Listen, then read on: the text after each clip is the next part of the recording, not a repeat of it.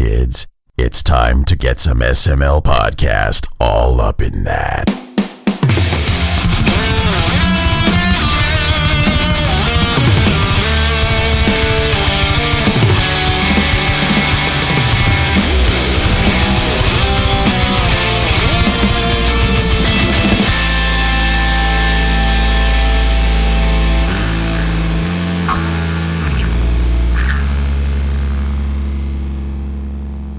What's up, everybody? This is the SML podcast. I am your host, Joe. Joining as usual, Cole. How are you? I like Dr. Pepper, Joe. You like Dr. Pepper? Yes. I like Dr. Pepper. It's delicious. I do not have a Dr. Pepper tonight. I have a mellow yellow and a cherry vanilla Coke. Okay, well, I will concede on the cherry vanilla Coke, but that mellow yellow stuff can just fuck right out of here. Well, I like mellow yellow, so... Mellow yellow. Like, as much as I say that Mountain Dew tastes like piss water, mellow yellow is definitely just piss water. Yeah, pretty much. That's why I drink it. Joe likes to drink pee, confirmed. Next. Yeah. Wait a minute. So where's the pee just tank? like piss water at all? Where are you getting this crazy mantra from? What, He just doesn't like mellow yellow. Mountain Dew isn't piss water. It's just caffeine. It's disgusting caffeine. Sugar. Water. Like, you can taste the sugar crystals in it. What was wrong Only with in the that? throwback, because there's no sugar crystals in regular Mountain Dew. They use corn syrup. Yeah, that's all chemicals. Yeah. Yeah, and it just That's tastes not like true. caffeine, straight caffeine, nothing else. I want to feel what's rotting my teeth. By the way, it's a PartyCast. Chris, Pernell, and Aki are all here. How's everyone doing? Well, apparently I want to Fantastic. feel what's rotting my teeth, so it must be doing pretty insanely. I are alive. It's been a rough year, so it's fine to be insane right now. But it's Yeah. only been Only the 3 second months. day. It's only March 92nd. Damn it, when you said it was only the third month, I had to fucking check. I was like, what?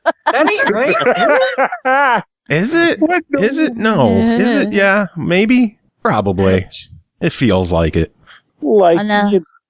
What's really bad is my birthday is in the 5th month, and I know my birthday is past, and I still had to fucking think about it. God damn it. Oh, geez. Well, it is Tuesday night as we are recording. The world has gone to shit. And we are here to talk about video games. Uh-huh. So how's everyone doing? honestly, the video games help me feel better, so that's why I'm all about it. Like, I've had people tell me things like, like the rest of America, I have a Facebook. And What? That's I unfortunate. I don't. the world. But like people tend to have a feeling like they'll get on your case if you're like, I'm just gonna post like ridiculous stuff sometimes. Like, you can't be doing that, man. Look, the world's going crazy. You gotta keep serious about it. It's like, no, I don't. No, I really don't. Because if I'm serious all the time, I'm gonna truly lose my shit. So every once in a while, I do want to sit down and play some ridiculous video games and hang out and chat with my friends. Like, it's normal to do that. So anybody who's like genuinely getting that, I don't know what to do anymore, I can't take it, this world's getting stupid, step back from the news a little, get a little game time in. And step away from Twitter. Jesus. Oh, God, Twitter. Yeah, the freaking quagmire that cesspool is. Ain't no time for that shit. Well, everything I've seen today is, it is not time to be posting about video games or talking about video games, blah, blah, blah, because all the stuff that's going on right now. I'm like, no, this is the best time to be talking about it, because all our feeds are filled with this shit. We need something that's not fucking like the absolute worst thing humanly possible. Yeah, we need a Every second of distraction. the day. That's why we're here tonight. We need a distraction from what's going on in the world. So we're here together. We're surrounded by friends. We're here to just talk and laugh and have a good time. And eat So, sandwiches. God damn it, everyone smile. Joe, are you saying we're friends? Oh, No. I'm smiling Fuck on you. the inside. No, you're not. Oh. None not of us here are to make smiling on friends. the inside. I'm smiling on the outside, if that makes anything better. Smiling I'm not on here the to make- inside. I'm not here to make friends. I'm here to have fun and make friends. and I'm all out of friends. Very good. And fun. Guess you got to resort to the food and folks. I'm here to chew All you got bubble gum left. and make friends, and I'm all out of friends. Somebody No. get chewed up today. Oh my god. So You how guys was are everyone's ridiculous. weekend? One of these days I'll develop a case of shame for the shit I say on this show, but not today. No, you won't. I was like, no time for that now. You say my mom has watched a couple of the episodes. I'm so sorry. Yeah. Well, of the Hi, podcast? Aki Mom. And the worst part is the first one she watched is the one where I was reviewing the sex game. What's it? She thought it was enlightening, I guess. Nice. My daughter's into what? Now, what is this nonsense? I mean, ooh. Well, it's My not. daughter's a video game reviewer. I can't wait to listen to what she's been playing. Oh my God almighty. What happened to Mario? Luckily, I did warn her beforehand that we were laid back and vulgar, and she knows me because I cuss all the fucking time at all times. Like, But of course, that was the episode she started with, and I'm like, I can't Why? do better or worse now. We're already You could started do at a the lot bottom. worse. It's all up from here. No, we could do a lot worse. We could. Aki, there's a Radaleka game coming out this week that you're gonna want to get your hands on. That and strawberry vinegar, Yeah. something like that. Yeah. It who's looks eating cute. strawberries and vinegar? I did. Well, strawberries and balsamic vinegar is actually good. And you got the game, didn't you, Cole? I did. I can actually kind of see that being. There ain't shit you can't put in balsamic vinegar and instantly make it better.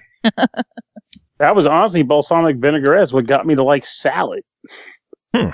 Like, I was one of those people who's like, you don't win friends with salad. And then I was like, wait a minute, try one with balsamic vinaigrette. I was like, holy shit, you got a friend in me. When know what made me like salad?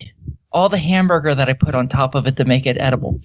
What are you putting hamburger on top of a salad Just for that an man? entire cheeseburger. It's called a hamburger or tacos. That's all. I just put more vegetables in my tacos than most people. That's all. Most people would probably vomit if they ate my tacos. I don't blame them. I have to laugh about. You know what you would do? You know what would make your tacos much better? You just stick a huge pile of salad on top of them.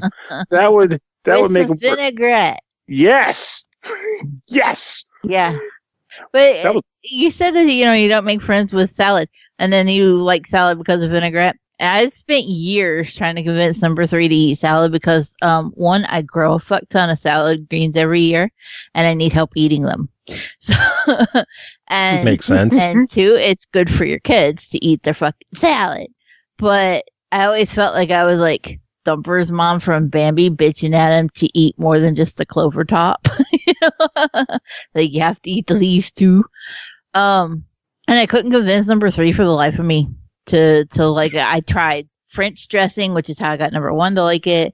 And I tried ranch dressing, which is like, who the fuck doesn't like ranch dressing, right? And like, she wasn't having that shit. And I'm like, I don't understand. And then one day I was like, hey, do you want one of my croutons for my salad? And she's like, yeah. I love croutons. Oh my god, they're so good. Because she would fucking eat a crouton, But like the crouton was covered, I was eating sun-dried tomato vinaigrette. And she took a big old bite of it, and then it dawned on me. I was like, oh, fuck, I have vinaigrette on there. And whoops. And she's like, no, that's really good. And like now she'll eat salad with vinaigrette on it. And I'm going, the fuck kid won't eat ranch but wants vinaigrette? Seriously. I don't like ranch My kid. dressing. Yeah. So. Yeah. That's my kid. I keep bottles of vinegar in the cabinet, and I put it on like everything I get a chance to put it on. My love for vinegar knows no bounds. My husband hates it. So like if we've been bickering at each other or we're like picking at each other all day and we haven't fought, but we're just not friendly because that happens when you've been married for 20 fucking years, I'll guzzle vinegar before I go to bed. Oh, that's And just he gets mean. Smell it on my breath, and he gets so mad. Like, baby, what the fuck? I'm a vindictive bitch. I'm trying to process that you just take a swig of vinegar. I will straight malt vinegar. Give me, just down it goes. I Like, love you it. don't like it? Go Malt to, vinegar. you don't like it? Go to a new holler. Yeah. I need another holler to creep in. What are you drinking vinegar tonight? Oh, holler I've got now, Coke. What have you got? Oh, I've got Dr. Pepper. What about you? Vinegar. bitch. It's so good. That's how you know my husband's in the doghouse too. That poor. I love vinegar though. I really do. And like lemon, like cut lemon up in slices and just dip it in salt and eat lemons and salt. So good. Lots What of people the like fuck? that. Yeah. No, I hear a lot of people eat it with sugar, but I like it with salt. Well, you candy them with sugar and then you put salt on them and they're really No, skip the sugar. Just go straight for the salt. You need the little bit of the sweet with the little bit No, you of don't. salty. It's good. No, you don't. That's why No. chocolate We covered don't- pretzels we don't- taste so but good. I don't like pretzels. There's something wrong with you. I don't like salty foods, which is I why can't. it's funny that I like lemons and salt, because lemons and salt, watermelon with salt, and macaroni and tomatoes with salt are the only times like I'll actively reach for salt and put it on food because I don't like it. I don't use seasoning in anything I cook. Aki, you're Asian. Yes, but I have no You sense let of me smell. I have no sense of smell. I can't taste. Aki, please. No sense of smell. Yeah? But smell is the best scent. Wait, no, it's not. I don't even know Smell what the is best the scent best is. scent. It is the only scent. No, I was saying sense. I was saying sense. I don't know anymore. But great googa mooga. Smell is the best sense. But then I started to question if that's truly the best one. I don't know. I 'Cause if promise you, it is. Well, I mean, if you had to lose every other sense but one, which one would you retain? I would probably go for the sense of smell because then you'd be able to taste because they're directly connected. I would But then keep you vision. couldn't see. Yeah, vision. I'm already fucking blind. The fuck do I care? But then even your glasses wouldn't be enough. Glasses don't help me. I'm blind. Well, then God. you wouldn't be able to play any games at all. Exactly. Oh, you there's a you can't smell completely games. blind guy who's great at Killer Instinct. I'm sure I'd find a way. I just wouldn't Must- probably like it as much. Must be his killer instinct that made him so good. But I have no idea how he plays that. That is way beyond my understanding. But yeah, no. How ironic, because it has a character in it named Idol. Oh God. Of course, my brain was like, he's referring to Adol, but he's not. But I wanted you to. No, So- Idol. Oh, Killer Instinct! I sucked at that game, and it ruined so many game nights for me. Never played it. Okay, so I was good with like 2 characters, but I just could not commit to like the 40 moves, like move list for everybody to like learn more characters. See, for me, it was all about Bloody Roar and Virtua Fighter. Those were my 2. I liked What it was quite the damn. I had Virtua Fighter on the Sega 32X. Nice. You Yeah. had a 32X? That is I did. impressive. Yeah, I had. I don't think I know anyone who's owned a 32X.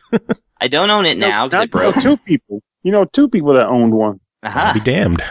I think I still have mine at my family's house though, but we only had a whopping like 2 games for. Actually, no, we had 1 game for it, and that was Doom.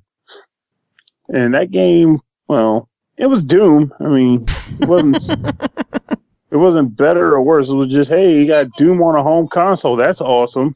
I had Virtua Fighter. I had Knuckles Chaotix, and I had there was a one-on-one fighting game with robots. Cosmic Rise Carnage. of the Robots? No, Cosmic Carnage. It was I don't know bad. that one. I would say I knew what this stuff was, but I'm not old. I mean, Hey, we're not old either. We're quite young. young we're at old. heart. We're old. We're dying. We are young. You're young compared to the universe, maybe, but that's probably Damn. No, that's cold. Brutal. I would Compared rather. to a galactic star, but or celestial star, but compared to other people, no, you're pretty fucking old. Strangely okay with this. I'd kind of rather not be there for the whole like development of like perhaps a planet with some kind of habitable atmosphere and single-celled organisms. Oh, that part could be fun. You could actually truly appreciate how far we've come as a species. But having been born when I was born, I can't quite be as excited for that because it's just more like Here's a story from when I was in high school, and it'll tie, I promise. There was a guy who lived just a couple houses down. He was mowing his lawn one day, and it got clogged up. So he lifted the lawnmower and unclogged it real quick with his hand. Except for the dumb motherfucker never let go of the thing that was keeping the lawnmower running. So he cut off 3 of his fucking fingers. Wait, that actually happened? Yes. I am not proud of how far people have come because people are still fucking stupid. Yes, they are. It's like, Yeah. people would be like, why is it? What an innocuous example of the egregiousness of humanity. Big deal. Somebody cut off 3 fingers. Doing I moved something pianos. that's so Something way worse is stupid. going to happen to me down the line. Chris lost his hand. Whoop-de-doo. I'd be like, well, great. Yeah, but because someone did something that's stupid, I just imagine that there's some dumbass still in the fucking shower shampooing their hair because it says wash, rinse, repeat. When do Well, I that's what- stop? Well, that's when we have all the that's why we got all the warning labels out now. All because that guy wouldn't keep his hand from underneath the mower without depowering it. He did this to us. I'm not old like all of you guys. That shit's been with, like, that's part of the warning of the fucking lawnmowers and has been. Maybe Once back upon when a- y'all were in high school, they didn't have that, but since I've been in high school, it was in there already. See, when I was in high school, lawnmowers just said instructions: go buck wild, mow that shit. That was the instructions, and it was amazing. They trusted us to not cut our being hands off. kids and having lawn darts that you threw up in the fucking air and then they come right back down, and they had Oh, like that's a sharp rich kid metal stuff. I tip didn't have on that. the end on Fucking 'em. lawn darts. Oh my You god. remember? Yes, I remember Like- lawn darts. My friend in like- elementary school used to have lawn darts, and he took one to the head. Yeah, I bet. Everybody that Jesus. had them took one to the head. The whole concept of it was, here, take this to the dome. Yeah. Oh my Oh my You god! didn't think shit through back in the day. Jimmy McTillawugger, he just threw a dart and stabbed himself in the head. That was fun. Let's play Seen again. lawn darts? I have. I didn't stab myself in the damn head with them. I threw them at targets like I'm Everybody supposed stabbed to. themselves in the goddamn head with one of them. Can you just picture a child who's got this sharp dart? The dart, it's clearly pointy. There's a target across the lawn that you're supposed to be aiming at, and their first thought is throw it straight up in the air and don't move. Yeah, kids are stupid. Yes, they are. Because, goddamn, Jesus. I'm just trying to picture some damn child who's just like, yeah. And half of all stupid children grow up to be fucking stupid adults too. Stupid adults need the most attention. Guilty is charged. They said it was stupid babies, but no, it's actually stupid adults that need the most attention. It's Yeah. a Oh fact. my lord. Speaking of things being stupid, we got some games to talk about. You guys ready to get into these? Yeah, wasn't it like 45 games tonight or something? Yeah, there's a lot, and we just spent 20 minutes talking about salads. Well, we They are thought stupid babies. I'm Yeah, just salad amazed and no stupid one babies. started talking about tossing salad, so I'm just happy we didn't go there. So let me tell Well, you we have about now. this thing. Yeah, about this salad toss I was getting down with. Man, I can't even think of a way to word that without being like, whoa, that's over much. But what?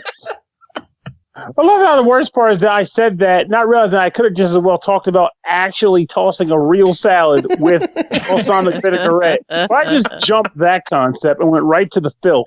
What is Because I wrong? primed everyone for it. My You existence here absolutely primes did. everyone for that. Yeah. That is true. Got to keep the dirty birdie alive. So yeah, video games. You guys ready? Good for- Anymore. All right. First game to talk about tonight is called Sega Ages Thunder Force AC, developed by M2, published by Sega, released May 28th on the Switch for $7.99. A remake of Thunder Force 3. Thunder Force AC marks the first time the popular shooter series found a home in the arcade scene. The long battle between the Galaxy Federation and the Orn Empire has reached the breaking point. As a last-ditch effort in their losing war, the Federation has created the Fire Leo 03 Sticks, a highly mobile fighter wielding the same amount of firepower as a large battleship. As pilot of the Sticks, it's up to you to secure victory for the Federation and return peace to the galaxy. Chris, tell us about Thunder Force AC. Yeah. I don't need to. You just did. Okay. Yeah. How is it? Nailed it. Yeah. Okay, so Thunder Force AC. So yeah, the Thunder Force series is I guess best known maybe for 3, possibly 4. And it's one of those things where it's like it's been all over the Sega Genesis and stuff, but like, you know, almost like Darius, it's the nomenclature is very confusing, and a lot of people don't really know what they have. So I'm going to try to explain. Thunder Force 1 and 2, both console Sega games, were top-down shooters where you had a I think 360 movement, like, is basically like where you could turn around and stuff and like shoot things. Like the view was 360. And Thunder Force 2 had sequences where you went into side-scrolling shooter mode. Well, Thunder Force 3 is the first in the series to go full-on just side-scrolling shooter. And, you know, for a side-scrolling shooter shmup, please see Beaker Unloaded, the game on Switch, for instructions on what a shmup is, for an explanation that I don't have time to give because we talk too much about other stuff. That's a lie. We didn't talk too much about nothing. Yeah. So yeah, like Darius and Gradius, this is a side-scrolling shooter. So, and then after that, they had Thunder Force 4, which came out on the Genesis in the US as Lightning Force. Not lightning, like that comes from the sky, but lightning, as if to take weight off of something. So, which by the way is also available from on the Switch, and that one's the one I know the best. So 3 was actually one I was not too familiar with, and yeah, basically 3 was the first one that got super popular. So they were like, okay, let's actually make an arcade cab like version of this, and that is Thunder Force AC. They added some extra content, kind of borrowed some bosses and levels from 2, because like I said, it has those partially side-scrolling stages, and they threw that together. And then, just as a bit of trivia, they actually ported Thunder Force AC over to the Super Nintendo and called it Thunder Spirits because they couldn't use the full name because I think Sega owned it. So, yeah. So Thunder Learning Spirits things today. on the SNES is basically this game, but on the Super Nintendo. And because it was basically like it was on the Sega C2 hardware, which was basically kind of like, you know, not like the top end stuff. Like, it basically plays like a Genesis game. It's very, like, apart from the fact that it sounds like an arcade game, and it's, you know, it looks and plays just like something on the Genesis. So, you know, the only reason it's AC is because of the extra content, and like I said, the sound. And yeah, so it's basically, like I said, it's a shooter. You go through different stages as your ship, which is the Sticks, I guess, like the band, Mr. Roboto band. And which is funny because like the next in Thunder Force 4, 5, and 6, the ship is called Rhinex, which makes me think of like prescription drugs or something like that. Ask your doctor if Rhinex is right for you. Anyways, so the whole thing about it is that, you know, you go through and you shoot, you have your regular shot, and you pick up power-ups throughout, and the power-ups are selectable by pushing the A button, you know, B button to shoot, and so you can scroll quickly through it. You can also, at any time, toggle the speed of your ship, of your actual movement. So if you're, like, facing a boss or something, and you need to make really precise small movements, which if the screen is getting crowded with bullets, that's a good idea. You can just do that by pressing the Y button and but it kind of scrolls like from 1 through 4. And, 4, of course, lets you dodge, zip all the way across the screen in like one button push, which is going to end up, ramming into a wall, of course. But anyways. And, you just go through, I think, I can't remember how many stages exactly, but it's a pretty meaty game, and it's got these nice, huge bosses, and the graphics are really, really nice. Like, it's just quality Genesis stuff. It's got a lot of the parallax scrolling and the swoopy background effects and all that other cool stuff. It's very pleasurable to look at, and of course to hear.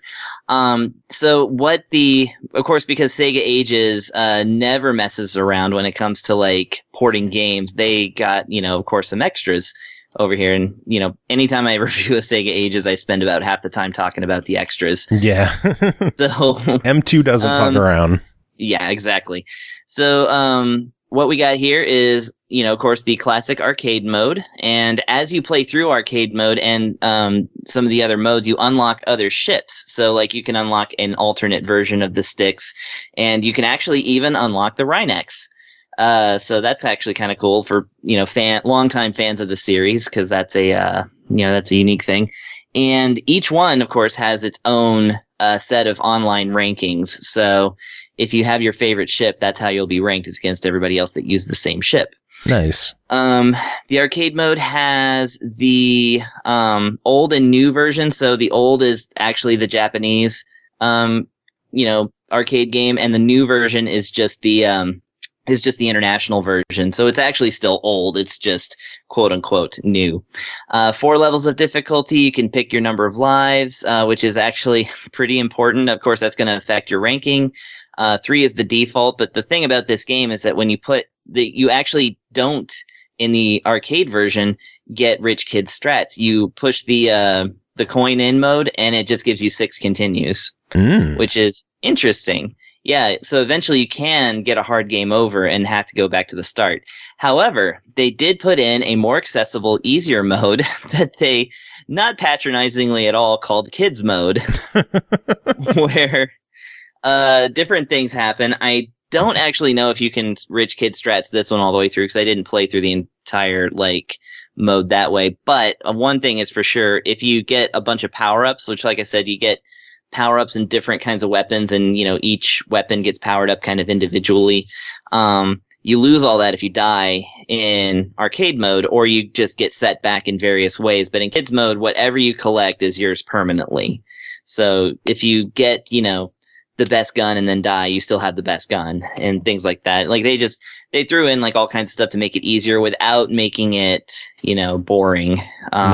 It's for people who just want to have fun with a shmup. I mean, I don't know why they called it kids mode, for gosh sakes.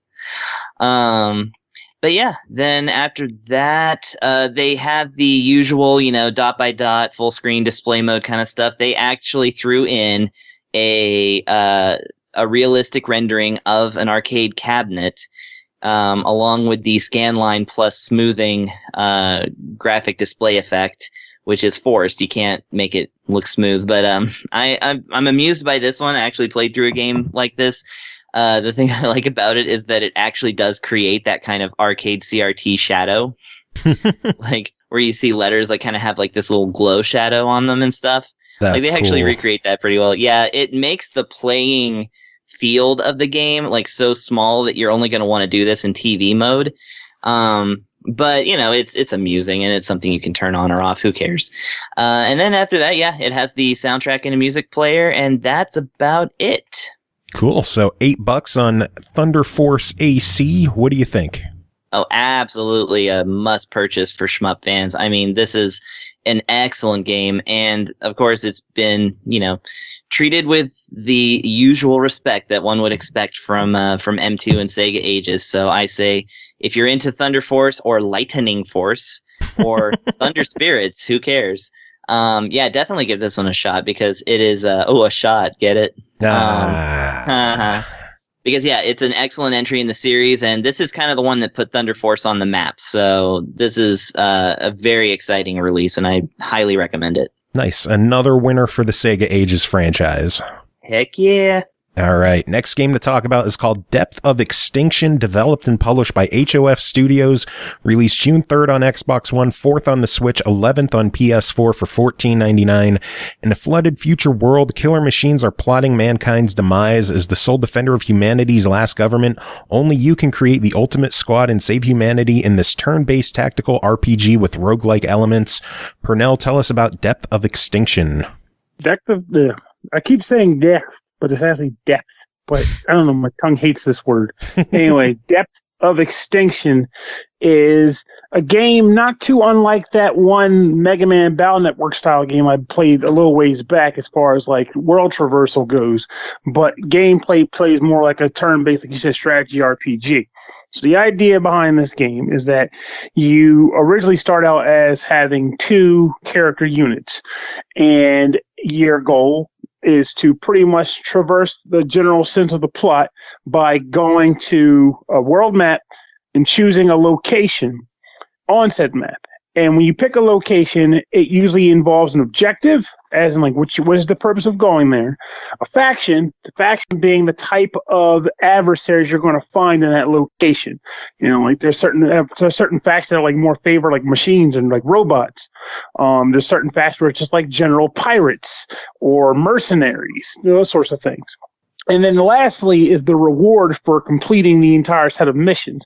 You might unlock new gear or new character class, or I don't know, just maybe even a new character, just depending on the mission. Or, of course, the general unlocking of advancement of the plot in the game proper. Now, when you pick one of these missions, the game will set you down, and it will have you choose who you want to send out on a mission. By default, you can send your 2 guys that you start the game with, but you can also spend money you may have amassed throughout previous missions or from what you get at the beginning of the game to hire mercenaries that come pretty much pre-built just to aid you on the mission. So, say, for example, you might feel like your team is in real need of a Deadeye sniper. Well, fortunately, as a mercenary who already has that character class, pay the money, get them on board, boom, you're good to go. Now, mercenaries do level up too, but they're not as easy to level up. It also not as ones you really want to work with so much because they cost money every time you use them. Yeah. But your main 2 characters, however, they are pretty much free to use. So you'll be pretty much doing the most with them. And they start out at level 0.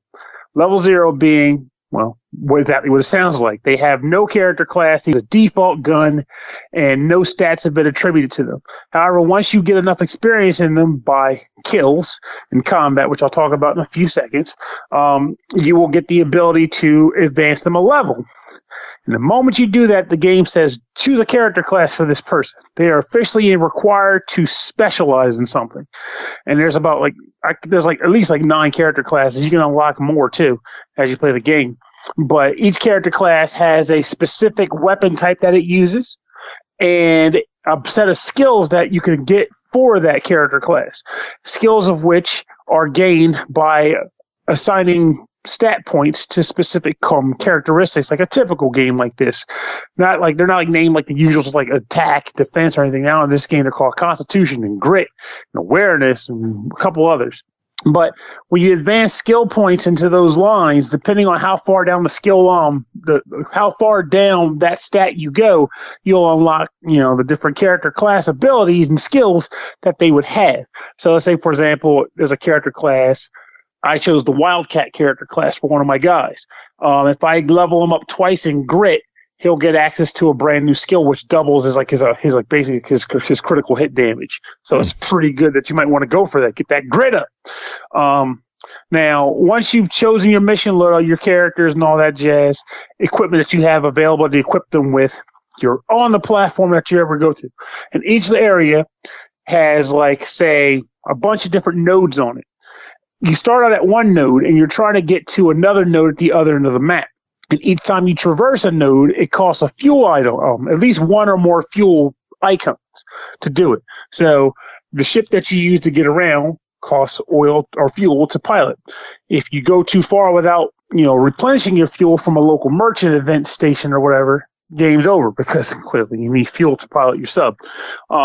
But when you decide where you want to go on the map, you spend the fuel, you go there, and then the game will give you an event. Sometimes it might be, like I said, a merchant that will sell you stuff like weapons or new mercenaries or helpful items or gas.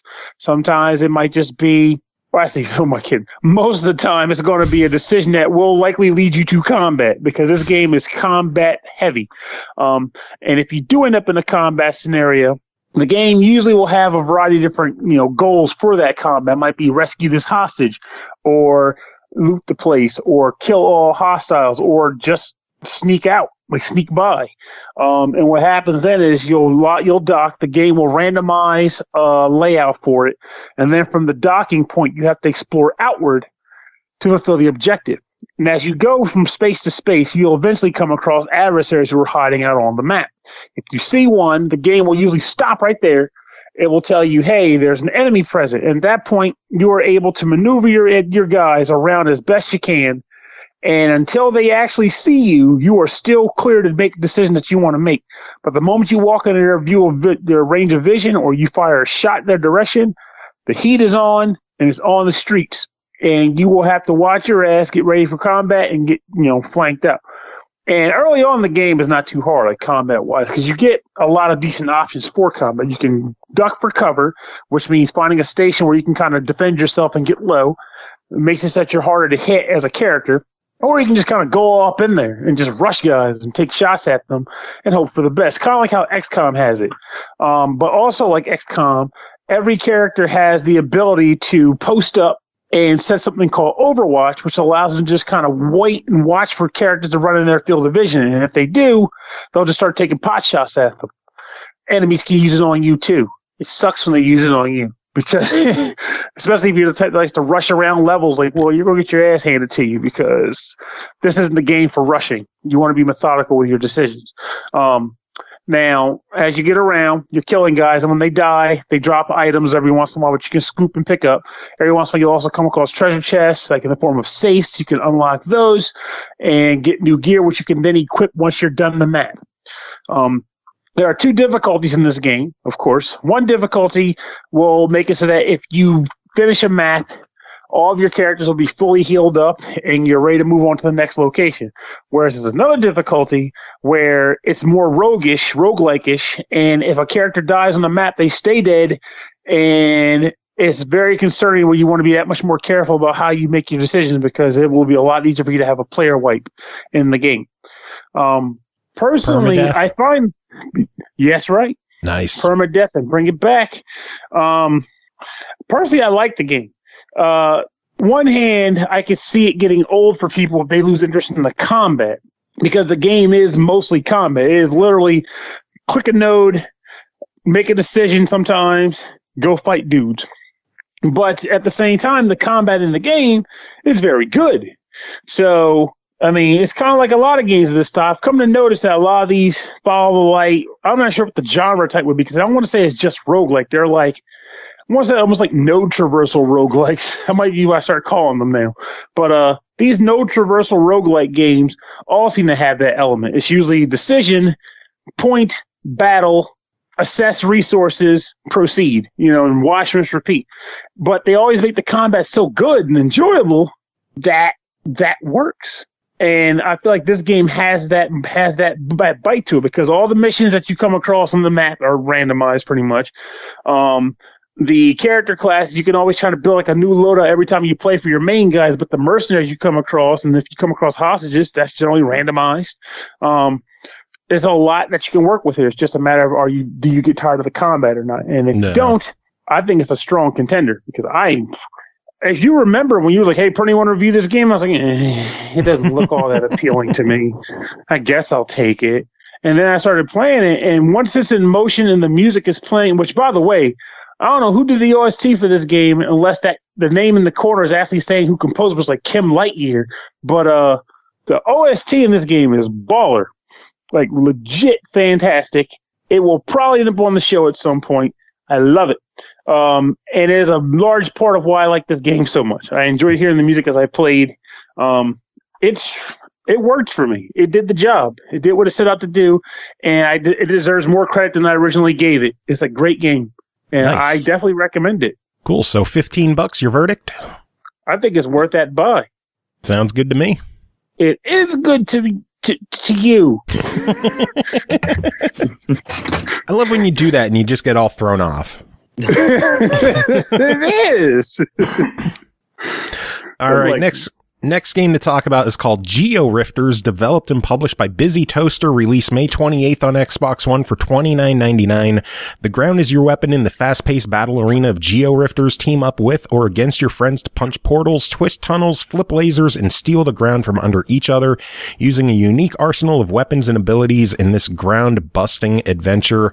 Cole, we talked about this one on the last episode with Solomon from Busy Toaster, so how was the game? Did you like it? We did. I actually did. I wish I had taken a little more time for the multiplayer aspect of it, and I just didn't have time to because I was so busy trying to get through the 300 fucking levels that Georifters has. Like, every time I think I've made some progress, I'm like, no, look, another level. Keep going. As far as the gameplay goes, it's a unique take on a platformer where obviously you need to get from the left side of the screen to the right. It seems really fucking simple when you first start. And you're like, okay, walk across the screen. It literally just has you walk across the screen. You're like, I got this. Platformer. I know what I'm doing. And then it's like, no, but shit's in your way and now you just have to move it. And I'm like, okay, but that's a platformer. Sometimes you move shit. But for Georifters, the way that you move shit is that you literally reshape the level. You need to move layers of blocks. Sometimes you need to hit switches with ninja stars. Shit gets unruly really quickly. You're also not just dealing with the level itself as it introduces different kinds of enemies and stuff to have to deal with. Like you said, lasers and rifts, and it gets wild. It does. The whole concept of the game is pretty out there to start with. But it absolutely just, the more you play, the more it gets flipped. It's really inspiring to see how many different ways they fucked with this concept. They just wanted to see, what if we add lasers? And you're like, cool, now I got a whole level full of lasers to get through. See you later. And it's neat that they didn't pull any punches. They were just like, whatever wild ass idea got thrown out at a meeting, they're like, yeah, cool, write that up, we're gonna do that. Yeah, they went all out with this one, and when there's 300 stages, you can expect them to go all out with their ideas. And that's given the price of the game, in a lot of situations, if you would have said, hey, I got an action platformer, it's a little twisty, you move the world around, it's $25, $30. I'd be $30, excuse me. $29.99. Yeah. I realized that the thing that I brought up had pounds instead of dollars. Proud of you.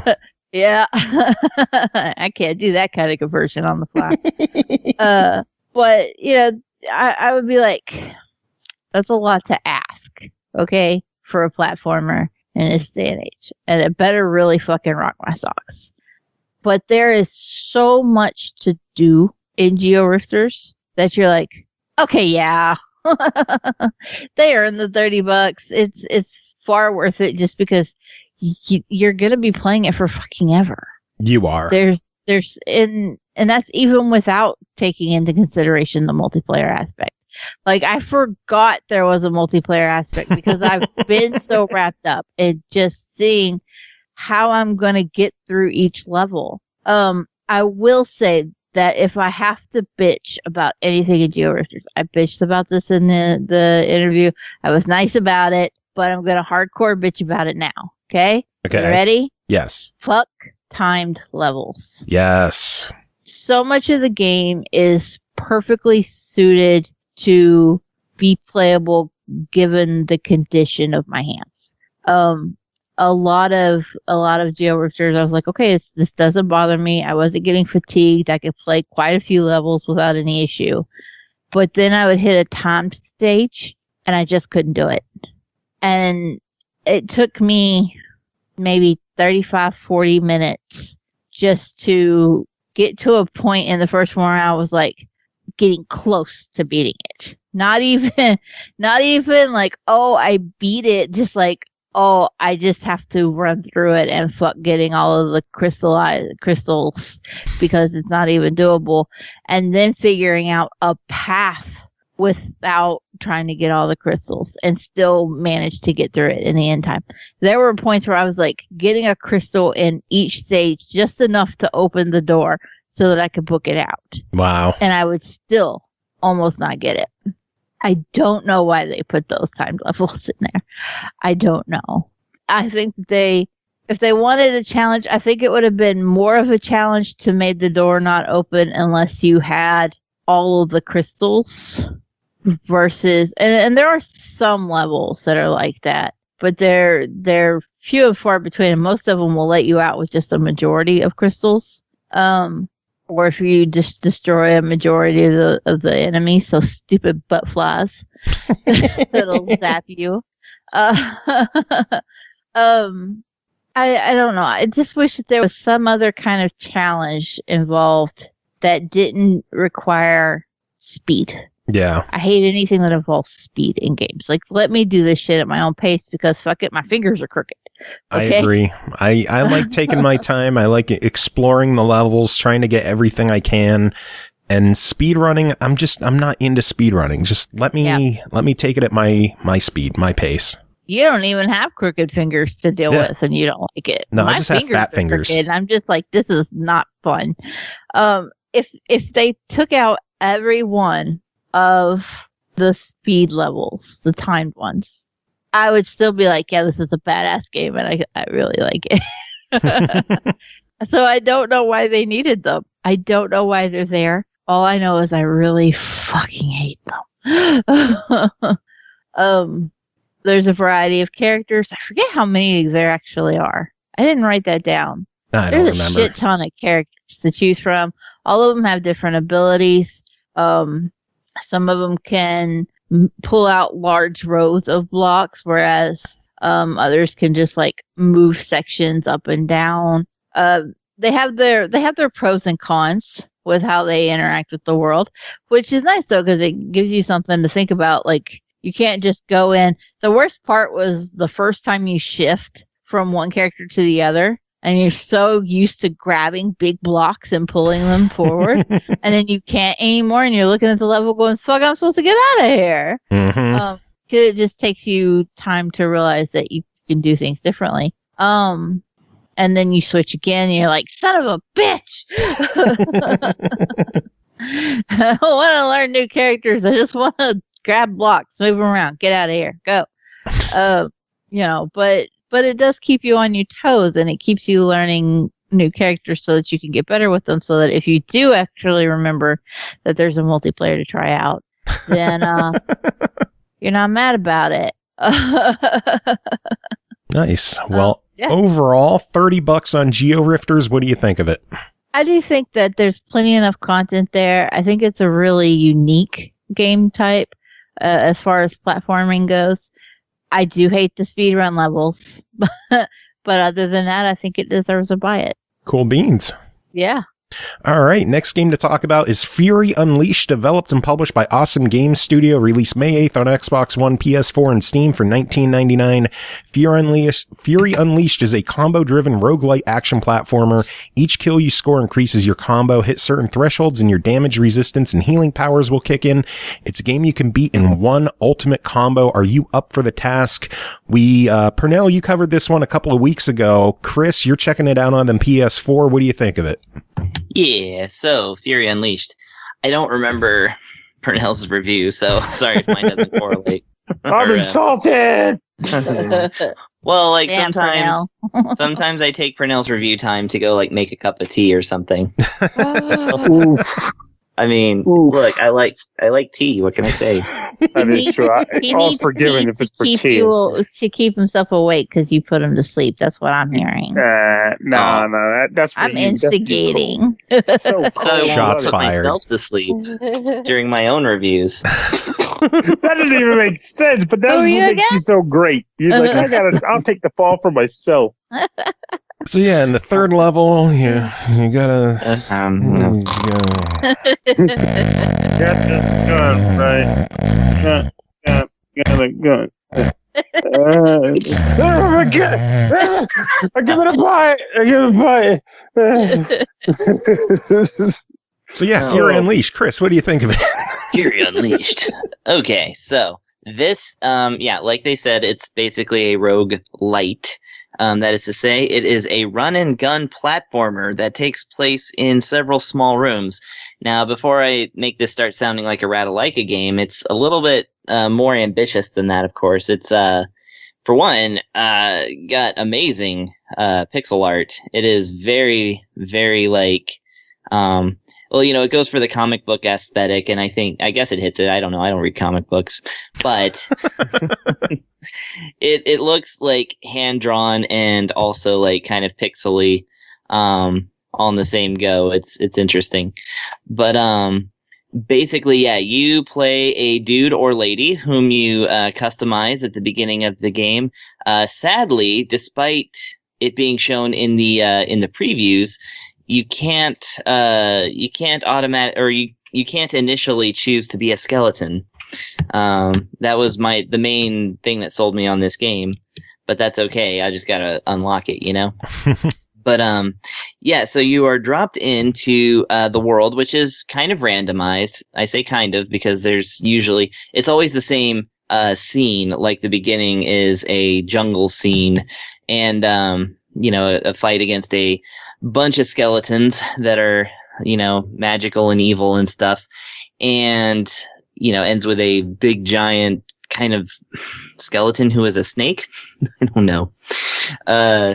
It's like, I don't know. Anyways, so you basically, every screen or part of the like level that you're in is like a panel in a comic book. There was a game a long time ago called Comics Zone that this might remind you of. But instead of like jumping from panel to panel, like you're going through doors and things like that and such. But, when you push the map button, of course, it shows you like a comic book page and, all the panels that you've unlocked by traveling to them. And, whereas, like I said, they're randomized, the kind of rooms they are, but they tend to have, they have the same enemy groups. They have random, treasures that you can pick up, which are, usually upgrades to your weapons, one melee and one shot. The melee weapon is a typical thing, you just push the square button and slap enemies with a big sword or something. And the shooting is actually done with the right stick, so it's a little bit like a twin stick shooter in that sense.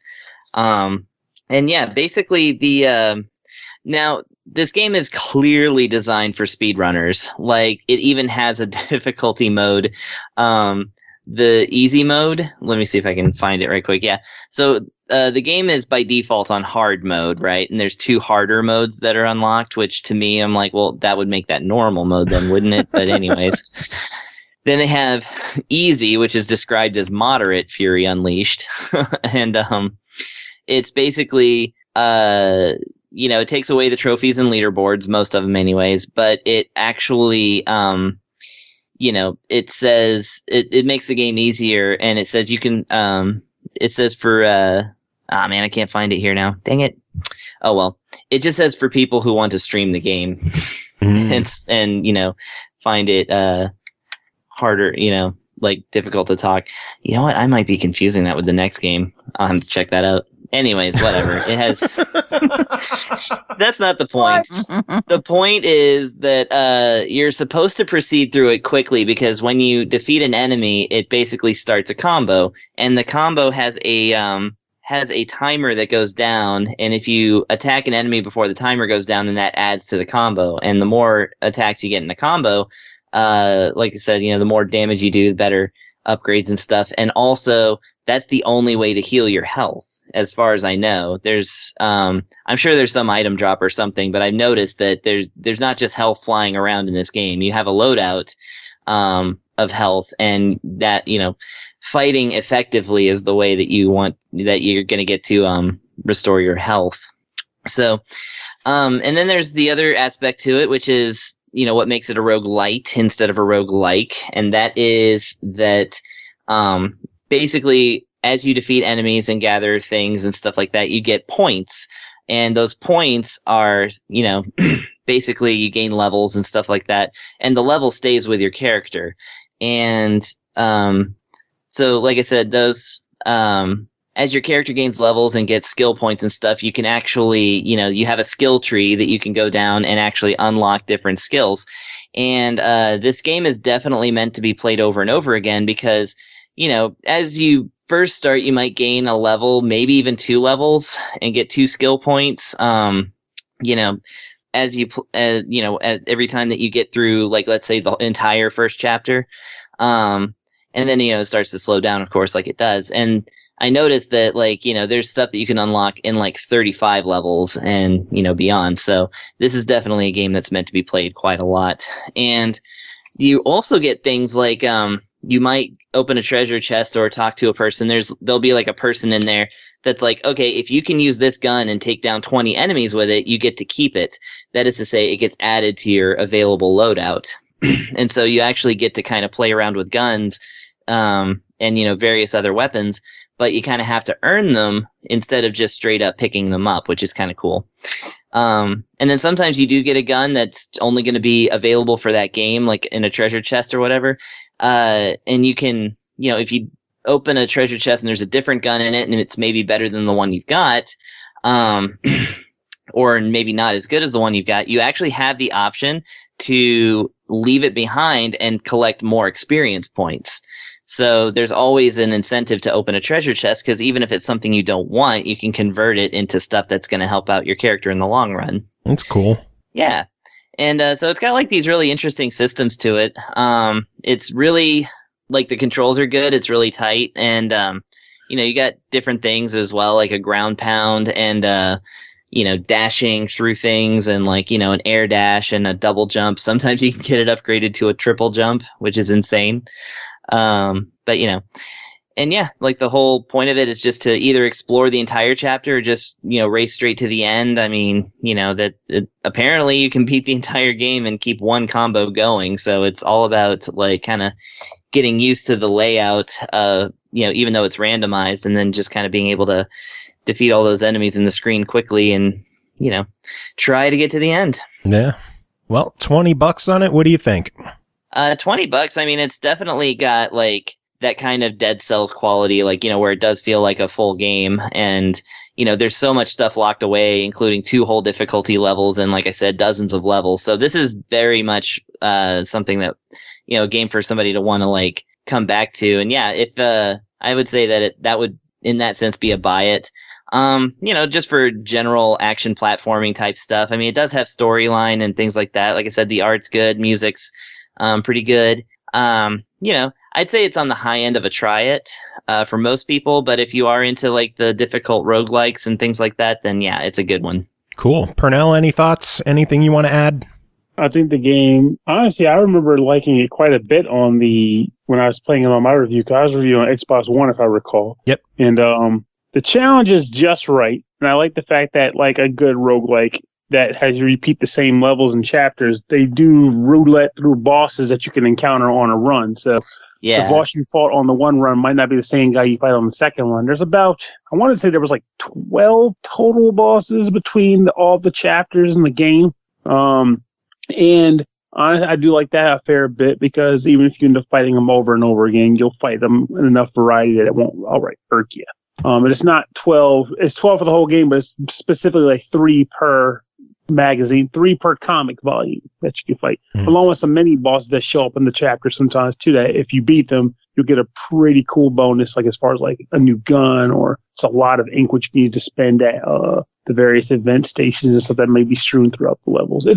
I liked it a lot. It got me nostalgic for, like you mentioned earlier, also Comic Zone. I just wish that it had more comic-y elements. Like Comic Zone really went on the on the nose while you rip pages off of the book itself and throw them at guys, for example. Yeah, it's really cool. Oh, and I guess something I forgot to mention, but because I didn't play it this way, but it does have couch co-op, so it's a 2-player roguelike. That's actually really cool. Yeah. Shouldn't have neglected that one. I was just like, trying to remember whether that clip about this streamers is in there, and it is. You found it? You can hate your co-op partner in the event that your combo gets broken. I wonder how that works. If like you have different combo counters or, something like that. I feel like by virtue of how the game's designed, to have two different combos would not be a good thing. They probably share a combo, but due to how quickly you have to traverse the map to keep the combo going, even after upgrading the combo timer, you can't have your partner go, I'm just going to go left. Like, no, man, it's warp to the other, but nah, that's like, you ruined the combo. And I feel like the combo thing really is kind of more of a late game jam because there are like upgrades in your character that you can actually increase the amount of time in the timer. So I'm like, I feel like once you get that up all the way, then that's when you can actually go through the entire game and like keep your combo up, No. Oh, for sure. All right. Well, anyway, next game to talk about is called Turmoil, developed by Gamius, published by Playdigious, released May 28th on the Switch for $14.99. In Turmoil, you're an oil entrepreneur during the 19th century oil rush in North America. Search for oil, get it above ground, and sell it for the highest price. Invest in upgrades to improve your digging operation, and defeat your rivals to become the ultimate oil tycoon, or the ultimate oil tycoon, as Cole would say. Old top. Oh. Ull. ULL. Ull. No, OIL. Oh. Oh. Ooh. Pernell, what do you think of Turmoil? Turmoil. Jesus. Oh, my God. Well, That's how you say Turmoil. it. What are you making a joke for? I don't understand. Well, like Garfield's rival, Nermal. Turmoil is a game where you, like Joe just said, you are an oil baron trying to strike it big, get that oil money, get that Texas tea both built up. And the best way to approach this game, and what I like about it, is that it plays kind of like a video board game does. Because the main game, for example, is a campaign. And it takes place over a series of in-game months, where each round you are competing against 3 AI characters who are vying for various plots of land on a map. And at the beginning of the game, everyone has a flat amount of money that they start the game with, and no land invested in. So you invest in a plot of land, usually costs you about $2,000. You start with like $20,000. You pay $2,000 to invest in a plot of land, and then you take another like $2,000 of that to go and start working on that plot.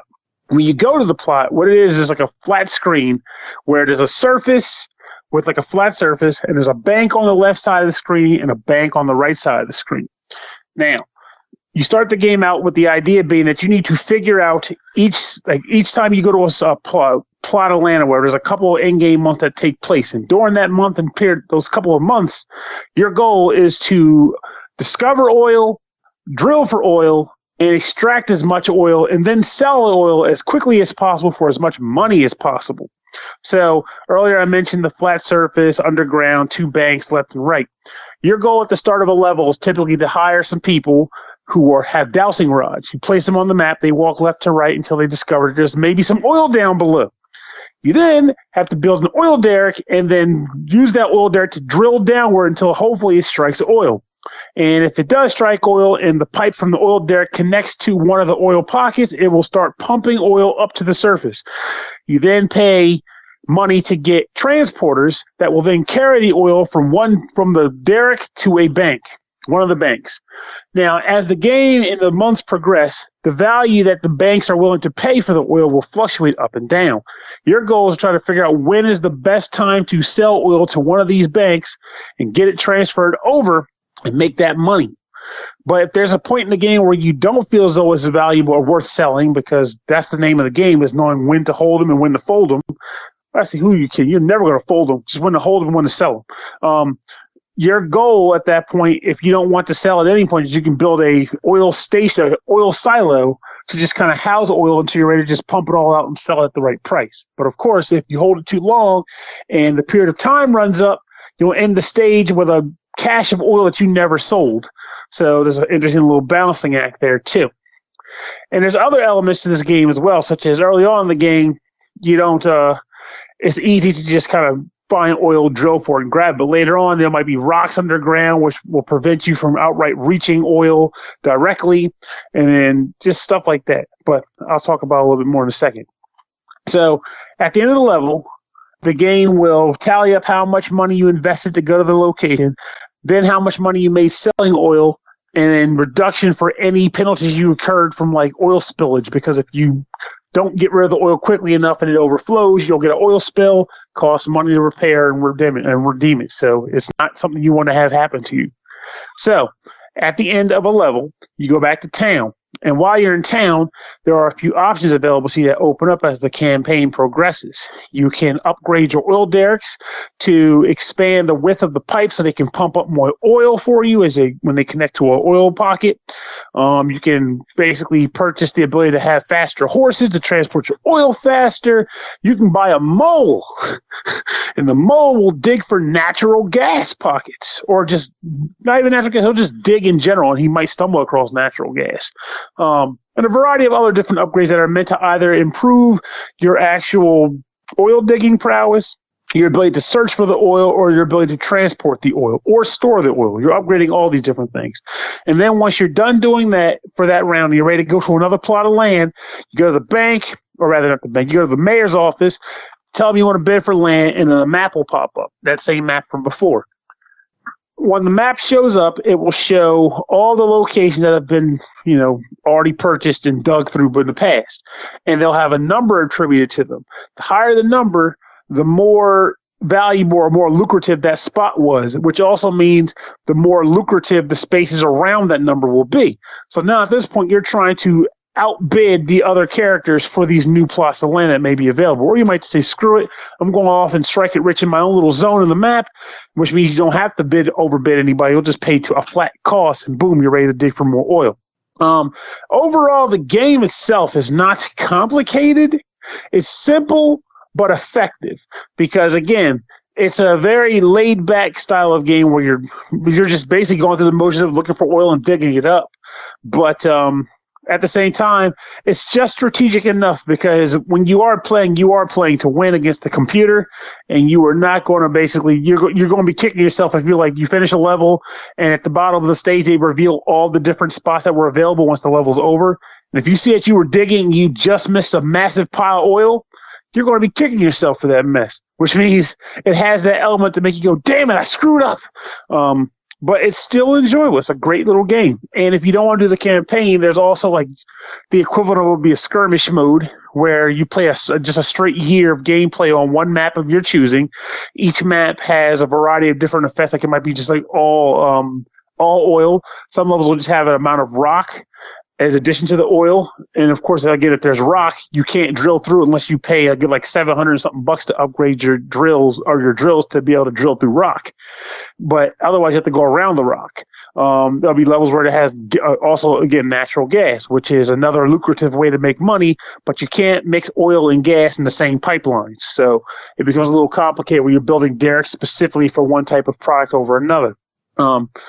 As far as my feelings on the game, hopefully I even explained it well enough, because it's a weird little title. But overall, I did find it enjoyable. Again, because I came at it treating it like it was like a digital board game. Yeah. And in that capacity, I appreciated it for that. It was a fair bit of fun. I didn't look to see if there's some kind of weird online mode that may show up as an available option in the event that I was able to connect to somebody locally, but from my understanding, this is a single-player game, so you won't be playing against your friends. You'll be playing against yourself every time. But it's still fun. It's a nice little relaxing game. It's enjoyable. I would like to have seen a multiplayer component where you're basically trying to beat each other over the head to outmine each other. I think that would have been pretty fun. But all in all, I think it's a good time. And there's also DLC in the game that came with it called The Heat Is On, which adds freaking volcanic magma to the mix, which you don't want to. Don't mix oil and heat. That's not going to cut it too well for you. Nope. So it's not good, but it's a good game. I think it's a good time, and I think it's worth money. Cool. So $15, your verdict? I also think this is a buy, or at least a minimum of a try if you're not sure about the whole single player playing it alone bit. But I think it personally held over well for me as a single-player experience, too. All right. Next game to talk about is called Eternal Edge Plus, developed by Righteous Weasel Games, published by Sadak LLC, released May 22nd on Steam for $14.99. Eternal Edge Plus is an action-adventure role-playing game following Cross, an age-old warrior who is trying to wake his lost wife from an eternal slumber. Only together can they defeat the Skeleton King. Chris, tell us about Eternal Edge Plus. Okay, Eternal Edge Plus. Well, I took this one on because I was like, oh yeah, I remembered liking that Switch game that I reviewed, which was Eternal Edge. And so I installed this one, started playing it, and was very surprised to find out that it's almost a completely different game. Really? Yeah. Okay, so if you don't remember from my review of the other game, it was basically I thought it was pretty charming, and it basically had like kind of Zelda-like elements, running around and gathering resources and stuff and collecting weapons and breakable shields and whatnot, and just going through different level dungeons in an open world. But what the original had was like, it had this story of like this team, these guys that, he had Cross, but he also had like 3 other people. Sometimes you join up with them, sometimes not. And the whole thing was done in this very interesting like voxel style, which is, 3D pixels. Basically, everybody looks like they're made of Legos. And this game has, one of those things. So the graphics got changed. There's no more voxels. It is literally just like a cel-shaded 3D exploration game. It looks a lot like a kind of chibi Zelda, like not like Zelda, but like kind of a chibi-fied like Breath of the Wild. Yeah.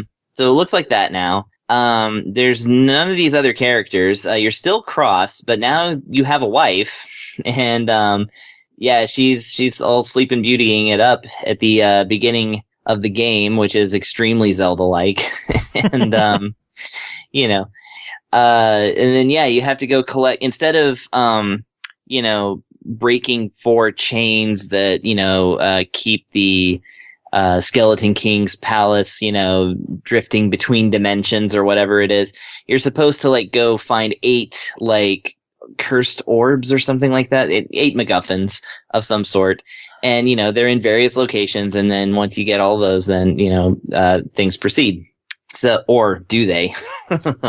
So, yeah, you basically just get kind of kicked out in the world. You get to figure out most of the game yourself, although there are other supporting characters. They don't actually join you, but they kind of like, they tell you what to do. And, for whatever reason, they send you to go help out the army who's like fighting, basically what used to be the Goblin army in the original Eternal Edge now is like, it's called something different, and they're kind of different.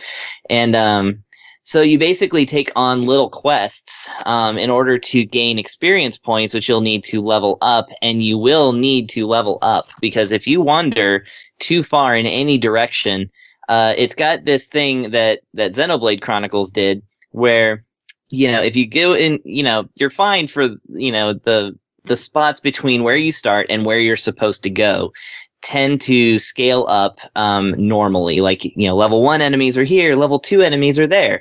And if you go into this camp now, the enemies are level 3, watch out. But you deviate from the left or right from that, and suddenly it's a level 35 beast, a level 124 beast, and they're just going to one-shot. Yeah, and then they just one-shot you. And the fun thing is, you might get warning that you're about to wander into these areas and get one shot by a dragon, Gilson B. Pontes style, is that if you're going into like, basically it'll be like a beacon. It'll look like a light coming out of the ground, and it'll be like, warning, you're about to enter a level 5 side quest. And you're like, level 5, but I'm only level 3. I'm going to get killed. And so you run away from it. But if you proceed, then you get locked into, a battle ring, and you have to fight. You have to meet some kind of, criteria.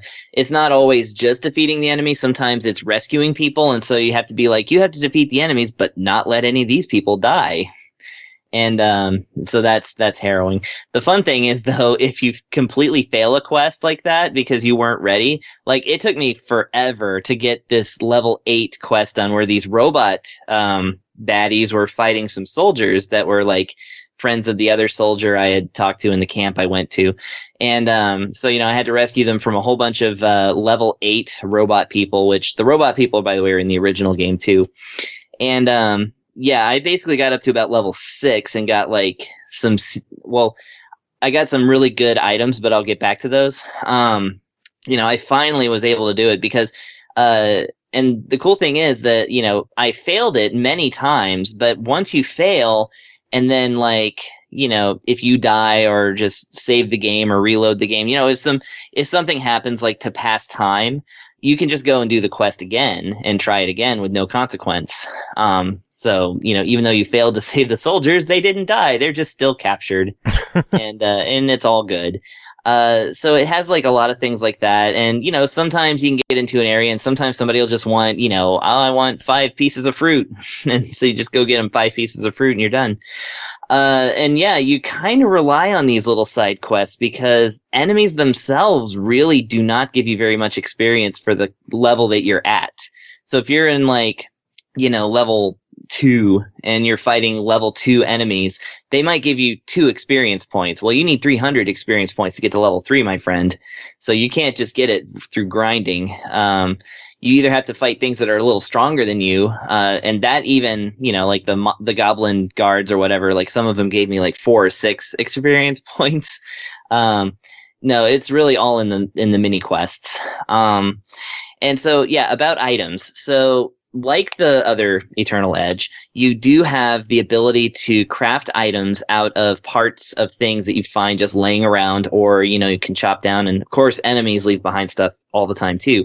And if an enemy drops a weapon that you don't want, you can choose to destroy that weapon, and the game basically rolls for a kind of material that you might get out of it. So, like, if you destroy a spear, you might get like a piece of wood.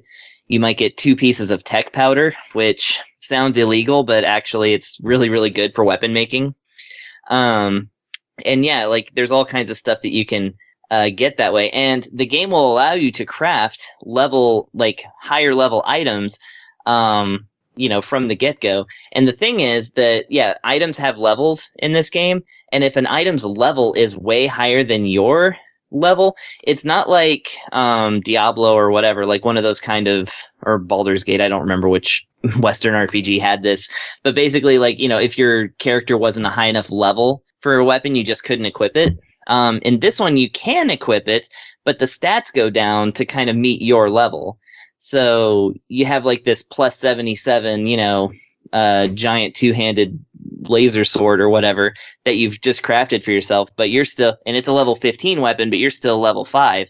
So you equip it and it just gives you like plus 30, which is about on par with other weapons that you might get in there. So they do grow with you, but they don't get super powered until you're at the appropriate level. So that's really interesting too. So yeah, the things about this, and this is also the things that were tough about the original game, is that you, for one thing, you have a little bubble map, and that, you know, there will be a marker in one of the not corners, it's a round map, but you know what I mean. There will be a marker somewhere on the circumference of the map, and you run towards it, but the game will not tell you how far away you are from that. So you're like, you got to go to this place and go do this thing.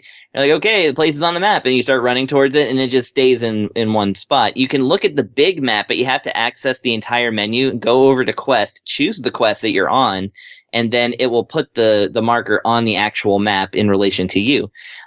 They should have had just a button to do that in the game, in my opinion.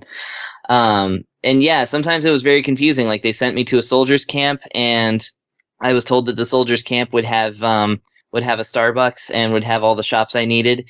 Funny enough, it does have a Starbucks, but they're called Moonbucks in this game. And but yeah, the thing is, I ran to the spot on the map where I was supposed to, but it was an entirely different place. Like, the actual place I needed to go to was straight up this hill that looked like it was just going vertically, but apparently I could just run up the side of it, and, you know, that's where my quest was. So the game's not super good at telling you what you're supposed to do or where you're supposed to go, even though it has these systems in place. So, you know, it's a game that is very open, but it's also slightly uncommunicative. The other thing is that I don't know what the word is. The other thing is that, like, you know, like I said, a big part of the game is running into enemies that are going to one-shot you and kill you. there's two things about that the game really doesn't accommodate for you, and that is that it doesn't tell you what level an enemy is at until you're already engaged in battle. So you run up to good. And there are higher level versions of the same enemies you've been fighting, so that's another aspect of it. So it's like you run into like the floaty pumpkin thing that you fought at level 1, while later on in the map there's like some that are like level 4 or whatever, but you don't know that until you start attacking them. And sometimes there's a big tell, like for instance a giant dragon that is definitely going to kill you is not level 1. But like I said, the game isn't helping you out here, even though they easily could. The other thing is that if you die, it's convenient because you get to keep everything that you picked up, right? So you don't miss out on any items if you die, without saving. But the other part of that is that you can't save. You can't just choose to save.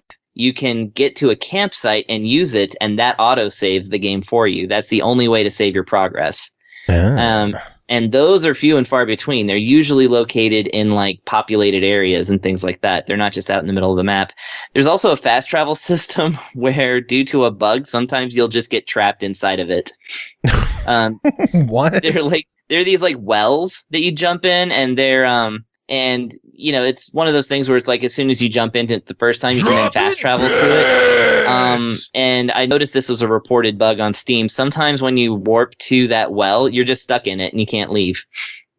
So, but that's the thing is that after they released this game, they did put it back into beta mode or whatever. They released it on the 22nd as a full game, and then they pulled that back and I guess they're fixing issues on it right now. So I won't go into bugs too much because obviously they're working on them.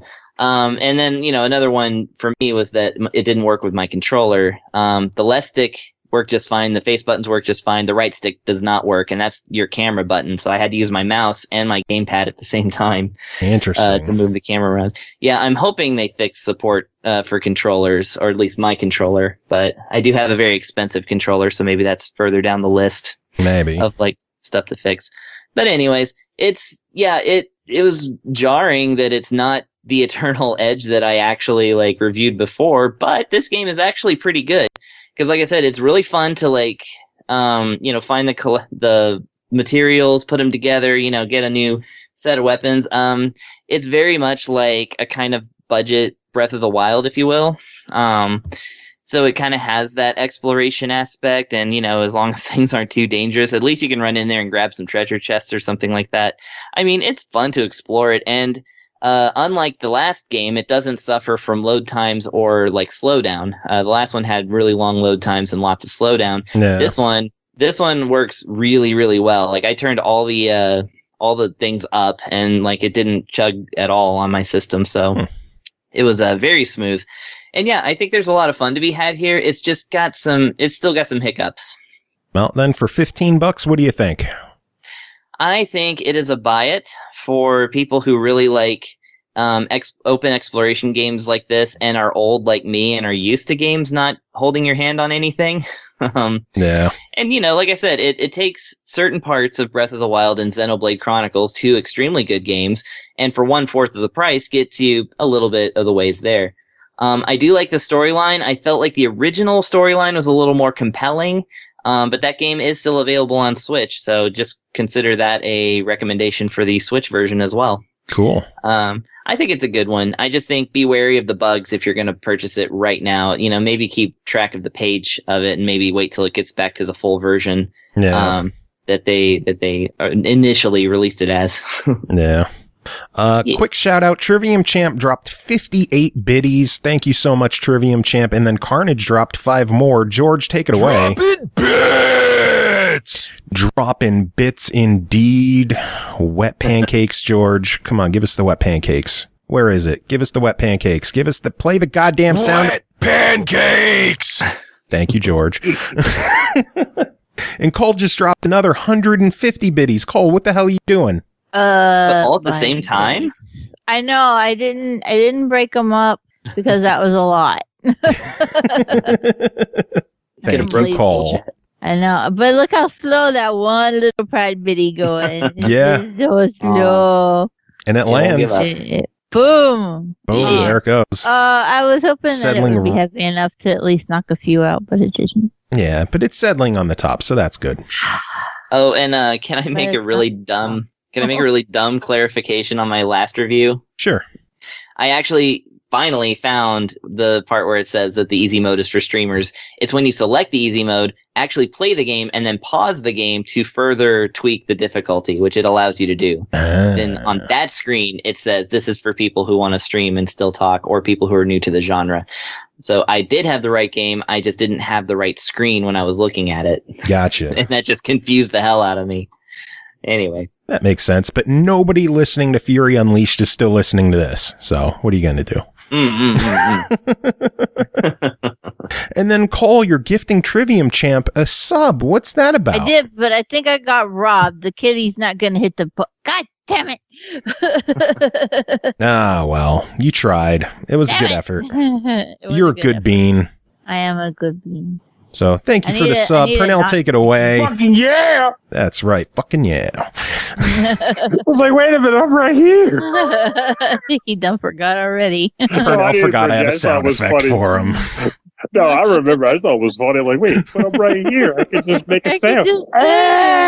Well, then, Pernell, give us a fucking yeah. Well, now I don't want to. You sound like. Oh, my God. I like having sound. Next game to talk about is called The Deed 2, developed by Pilgrim Adventures, published by Grab the Games, released May 29th on Steam for $3.99. Can you commit the perfect murder? Outside a brothel in 1930s Paris, a man recognizes one of the orderlies who had cruelly abused him when he was in a mental asylum. Some deeds cannot be forgiven. Aki, tell us about this one. Well, it must be Christmas because you're about to get a present of a dead man in the house of the ho-ho-hos. Yay. Yep. I'm on board. Yeah, anyone who's like, yeah, I want to play this game, there you go. There you go. You just won. For everyone else, you're playing as Kenneth Miller. He used to be in a crazy home. And this guy, Frank, was an orderly who decided surprise butt sex and whippings were a good thing to give to kids. Oh, God. Yeah. Woof. Yeah. So you've apparently at some point gotten out of said crazy house, and you happen to see him at the ho-ho-ho house. And you're like, well, I'm going to kill this cocksucker. He needs to die. And I support that fully. You go in and you realize, oh, he's only going to be here for an hour. So you have one in-game hour to kill this asshole. Or kill him multiple times if you want to keep playing. In other words, kill him multiple times is what I'm telling you. It's kind of like Clue, but instead of guessing who killed him and with what, you're trying to find with what to kill him and where. So it's a lot of fun. It's like reverse Clue. It's great. You have to talk to characters in order to learn more about them. This is mostly used in order to frame individual people for his murder. So you don't, go to the guillotine. It's usually good to avoid getting yourself killed. Yeah, just a little bit. You can even frame Frank, so making it look like a suicide. It's fantastic. There's 4 floors, I think, to the building, a basement and 3 proper floors. And there's over a dozen weapons I think you can choose from piano wires to scissors, a meat hook, a revolver, baseball bat, handful of other things. And literally everyone who's there can be framed for the murder, or you can get caught or get away without anyone being suspected of murder, just knowing someone definitely murdered him, but we don't know who, so you're all free to go because, well, this is old times. It's not like they had security cameras. So Yeah. And that's generally the game. Each playthrough takes like 25 minutes. No, not even 25 minutes. It takes closer to 15 minutes, actually, I think, to play an entire playthrough, the maximum amount. So it's pretty quick, but there's achievements for, framing everyone, getting caught, and getting away without framing anyone. So you're going to be playing through it, I think there was 9 or 10 times at least. Oh, wow. Yeah. There's a bunch of people you can frame, a whole bunch of people you can frame. And then, after you're done with all the achievements, you can just go around and kill him in every room with every single weapon just because Why fuck not? him. Yeah. Yeah. That's what I did. I've easily killed him probably 80 or 90 times just because fuck him. But yeah, there's not a lot here to the game. I mean, it's pretty quick. It's fairly short. Once you know where things are, that's what they are. However, when you're talking to characters, in order to frame them, at the end, a cop talks to you, and that's where you use this information. Every playthrough, you actually have to reobtain any information that you're going to use in that, so it's not just permanently there. That's the only real thing that's necessary to worry about. That takes up probably more time than any other part of the game, is just getting that information. Cool. So overall, $4 on this one. What do you think of it? I say it's worth it for $4 if you don't mind the backstory.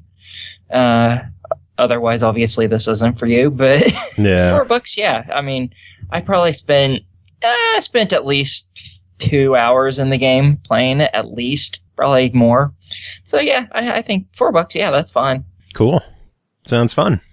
All right, it's fun enough. It's fun enough for $4, which is what we need. Yeah. All right, next game to talk about is called Awesome P2, developed by Pigeon Dev, published by Sometimes You, released June 3rd on Xbox One, Switch, and PS4 for $4.99. Awesome P2, next chapter of classic platformer game. Greedy P is back in the game, now with even more dark dungeons, deadly traps, and gold. Pernell, tell us about Awesome P2. What'd you call me? You heard me. Oh, okay then. Greedy Peas strikes again. Oh, I love that name. This is probably one of the quicker, easier reviews I've ever had to do. Greedy P is a 2D platformer, not quite Massacre, but still like a little bit more on the challenge than just casual, with the object being to traverse a series of levels one at a time to get from beginning to end. A variety of obstacles exist on each level, usually revolving around like bats and like bullets and gears and just random obstacles that just exist to be a jerk to a pea that can jump and run. So be that as it may. You're trying to get to the level as quickly as possible and collect all the gems on the level to get the best score on the stage. And that's genuinely the game. That is literally the game. Every level has that same formula. With that said, though, the game is a lot of fun if you're into this style of gameplay. I mean, the maneuver options that he gets are he can run, he can jump, and he can jump again while he's in the air. So basically a double jump. And that's all you need, because you'll be getting a lot of challenge out of like timing that double jump, timing your normal jumps, evading obstacles and the like, and getting to the end as quickly as you can. And if you die on the level, they kick you right back to the beginning of said level. So you're kind of running through the habit of just muscle memorying your way through certain areas of the level. But again, it's not so bad. It's death and respawns are very quick and snappy. So you never feel like you're waiting a lot of time to get another crack in a zone. Levels typically all end in a fairly short fashion. Like, I don't think I've had a level take me more than 1 minute and 30 seconds. They're fairly short levels. Yeah. And when I say that, I don't want to say that as to say every level is going to take you 1 minute and 30 seconds. I'm saying when you get it right, it's going to take you 1 minute and 30 seconds. Otherwise, you'll be spending some time on death, till you get everything exactly as it needs to be. But I enjoyed my time with the game. It works. I should also mention the music is great, and the Game Boy-esque graphic style is also very nice to look at if you were around during the spinach green era of video gaming on the go. Been there. This is a good time. Oh yeah, I still go back sometimes. it's weird how nice that worked. Obviously, I prefer color, but sometimes it feels nice to kind of go back to that aesthetic. This game did it. That Sabi Mr. Taco did it. It's nice. It works in this game. Music works in this game. The gameplay flow is nice. Just gotta be ready for the death and retry. But then again, if you're into this style of game, you already know what to expect from that kind of thing. So nothing new there. No.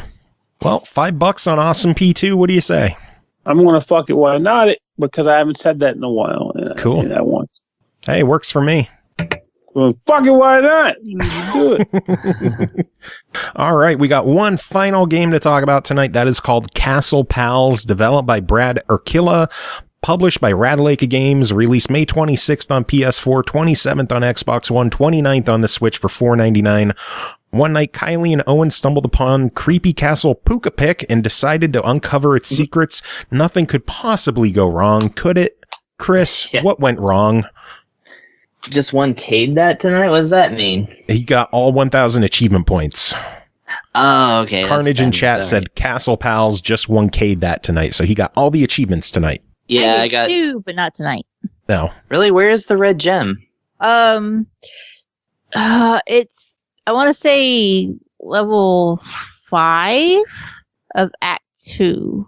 And you know when you've got to push the two, you got to push the two walls so that you bounce that ball over and it bounces up on the little trampoline thing past the blade and knocks out the wall at the top, so that you can bounce up. If you bounce up that, you can either go to the right and end the level, or you can keep bouncing up and then go right again, and it's in that corner up there. Mm-hmm. Okay. Yeah. I haven't looked at any guides or anything like that. That's the only one thing that I'm missing. Otherwise, I would have 1K'd it too. I found it on accident. Or platinumed it.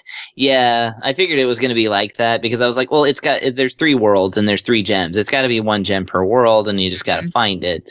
Okay, so this game, whatever it's called, Castle Pals. So this is it's actually 2 flavors of platformer, actually, because you have 2 different characters here. I've already forgotten their names. Owen and who? Kylie. Kylie. All right, I was good. about to say they had names. I just now learned them. What? It's not. I think they might say in the intro, which is it's just a very tongue-in-cheek intro. They're just like, well, because they're very wise, they decide to, go into this castle and, what could possibly go wrong. So yes, they are 2 completely different characters. Kylie is a girl with boxing gloves, and she can punch enemies, and she can do a, moderate jump and things like that. And yeah, basically that's it. She can attack. She can actually take out enemies. And then Owen has a beanie that allows him to propel her up to places like a helicopter, which is realistic. But, you basically do that like kind of like a P-winged Mario from Mario 3.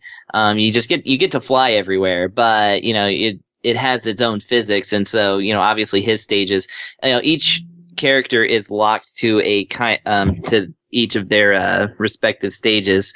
And so you don't choose the characters or anything. It depends on which stage you pick as to which character you're going to end up playing as. And so the levels are very much designed with these characters in mind. And basically the idea is to get from point A to point B. Sometimes there's a flag in the middle because 1 hit from any enemy or obstacle is death, and therefore you have you either have to start the entire level over or start from the last checkpoint. And a bonus coin is awarded in each stage if you can beat it in a certain amount of time. The interesting thing is that you can actually, the one thing is that the timer, you won't get that coin if you use a checkpoint, because starting from the checkpoint obviously is going to mess with the timer. So, if you hit a checkpoint and then finish the level, it's fine. But if you die, then, the timer, won't allow you to get that coin again. So interestingly, this game has the ability to turn off the timer or turn off the checkpoints so that you can be assured that every time you start the level, you're on the path to get that coin. And then every in it, there's 3 worlds, and then 1 fourth world that is unlocked through finding all 3 of the hidden, stones that we were just talking about that are hidden. I suppose 1 in each world. That's. I'm totally thinking that, but no, you don't I think there's only 3 overall. Right, They're not 1 in each world. No, I meant there's 1 in each world. Yeah, for okay. 3. Sorry, I got you. You're breaking down the levels versus the worlds. I got you. Right. Okay. There's 3 in total, and they'll unlock another world of challenging stages. So the whole thing is done in this very cute pixel art style. Enemies, not a whole lot of variety, but they don't need to be variety. It's more about the level design, and that's where this game really shines. It's actually, everything is really cleverly put together. I quite liked how the levels were. Every obstacle you can kind of see your way through. Especially in Owen's levels, there's a bit more of a puzzle element. For instance, like there might be a shining ball of light that you have to manipulate in order to break down a wall and pass through it. And usually the way to get this light where you want it to go, you can't touch it directly because it will kill you. You have to push down like these blocks with a ramp attached to them, and then that will cause the ball to bounce in the direction that the ramp is pointing, essentially. And, so there's a little bit of setup involved, and then, you can like set it up to do that. And then, there's like jump puzzles, a lot of timing puzzles where like, you're flying up and like there's enemies in your way at a certain point, or like, buzzsaws on the wall, of course, because this is an old castle and that's what they have. And so that's basically all there is to it. It's got a, instead of an overworld, it's just a list of the levels, and you can select from, you can replay any of them anytime you like, or you can, go to the newest one. I kind of, the cursor on selecting those levels is a little annoying because they're like all displayed as like buttons and things like that. And like when you move the cursor around, it like pushes the buttons, and like sometimes it's hard to tell where you're at. You're like, am I actually going to the next level, or am I like actually going to a different world? Because one of the arrow buttons is just one of those little things that's just slightly annoying. And then the only other major issue I ran into is that there are no sliders for volume, and the sound effects are way louder than the music. The music's actually really good, but if you try to crank that up, then every time you get killed, it's going to pop your headphone speakers. It's that much louder. And there's no way to fix it. The only option in the front of the game is choosing language. No. And even that's done in that same, like, I'm pushing a button style of, like, I'm like, am I on English because the UK flag is pushed down? Is that okay? Yeah, and as Carnage is saying in the chat, the fireball was shooting sound. Done, Carnage. Yeah, exactly. When they show up in my chat, I say Carnage. Carnage. Anyways. That's funny. She didn't know you had just sang it, and she sang it too. Did you? Yeah. Anyways, so the fireball booming sound is very, very loud. So I would hope that they would fix that, but it's a $5 game, so what can you do? Yeah.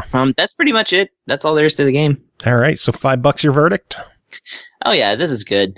It reminds me a lot of, even though it's not a platforming shooting kind of game, like it reminds me a lot of Mutant Mudds, which is one of my very favorite 2D platformers. So I'm gonna say I got good vibes from this one, and I think like any Ratalaika game, it's solid. And again, easy achievements. You don't have to beat the whole game to get everything. You only have to get that last, I guess, World 2 Stage 5, which I think is its own achievement too. So that actually makes sense that the last the red piece would be in there. It's like just get the red stone and the blue stone or whatever, and then like get to stage 2-5, and then everything else is like right there. Yeah. So, 2-6 for the record. Huh? You have to do 2-6. 2-6. Okay. Yeah. Gotcha. And then you're good. Yeah, there you go. Cool. All right. Well, that is it for this episode. We made it through another one. Congratulations, everyone. We made it. Yay. Yes, Hooray. A clappy. We're survivors. Music, I'm gonna play a little Maze Dude. He just put out a new soundtrack for Maze Quest 3. The game's not out, but the soundtrack's out and it's good. So we're gonna play some music off of that, and hopefully Chris Getman, Maze Dude, will be on the show soon. I've been talking with him. He wants to come chat with us, so hopefully soon he'll be on the show. Amazing. I see what you did there, you son of a bitch. Speaking of son of a bitch. Anyone have any final words to end the show? Oh, God. If anybody knows the secret to not going to sleep early, tell me. Tell me, please. Oh. Not be old. Yeah. I want to be young. I am young. Young at heart. Forever young. Some other song about being young. That just shows how old you are. Hey, those songs are timeless.